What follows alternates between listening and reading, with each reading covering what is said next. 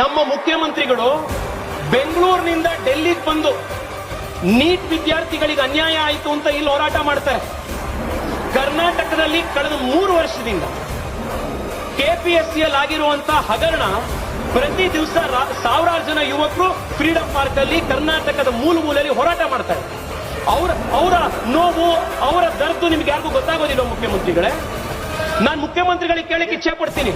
ಕೆಪಿಎಸ್ಸಿಯಲ್ಲಿ ಒಂದು 10 ದಿವಸದ ಹಿಂದೆ ಕೆಪಿಎಸ್ಸಿಯ ಚೇರ್ಮನ್ ಅನ್ನು ಗವರ್ನರ್ ಸಸ್ಪೆಂಡ್ ಮಾಡಿದ್ದಾರೆ.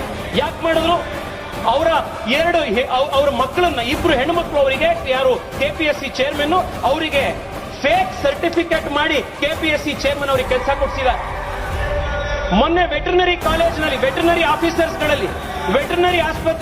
ಆಫೀಸರ್ಸ್ಗಳದ್ದು ಎಕ್ಸಾಮ್ ನಲ್ಲಿ 80 ಲಕ್ಷ ರೂಪಾಯಿ ಪರ್ ಸೀಟಿಗೆ ಹರಾಜು ಹಾಕಿ ಕೆಪಿಎಸ್ಸಿ ಇವತ್ತು ಸೀಟ್ ಕೊಟ್ಟಿದೆ. ಅಧ್ಯಕ್ಷರೇ, ಒಂದೇ ಒಂದು ನಿಮಿಷ. ನಮ್ಮ ತಂದೆ ಬೆಂಗಳೂರಿಗೆ ಚಿಕ್ಕಮಗಳೂರಿನಿಂದ ಬಂದಾಗ ತಲೆಯಲ್ಲಿ ಕೈಯಲ್ಲಿ ಕನಸು ಬಿಟ್ರೆ ಅವ್ರ ಕೈಯಲ್ಲಿ ಏನೂ ಇರಲಿಲ್ಲ. ಕೆಪಿಎಸ್ಸಿ ಪರೀಕ್ಷೆ ಬರೆದು ಇವತ್ತವರು ಸರ್ಕಾರದಲ್ಲಿ ಅಧಿಕಾರಿಯಾದ್ರು. ಇವತ್ತು ಅವ್ರ ಮಗ ನಾನು ಇವತ್ತು MP ಆಗಿ ಇಲ್ಲಿ ಬಂದಿದ್ದೀನಿ.